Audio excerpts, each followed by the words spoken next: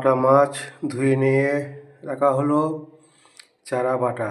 এবার লবণ হলুদ মাখিয়ে রেখে দিচ্ছি, আজ ভাজা হবে।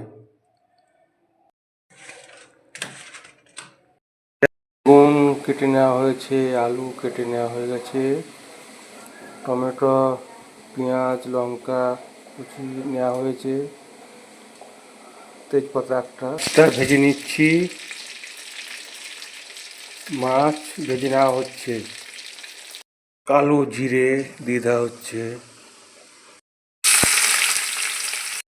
কুচি, লবণ পরিমাণ মতো, গুঁড়ো জিরে গুঁড়ো, ধনে গুঁড়ো, আদা রসুন বাটা, শুকনো লঙ্কা বাটাটা, সর্ষে বাটা একসঙ্গে মশলা দিয়ে দিচ্ছি। মাছটা দিয়ে দেওয়া হলো।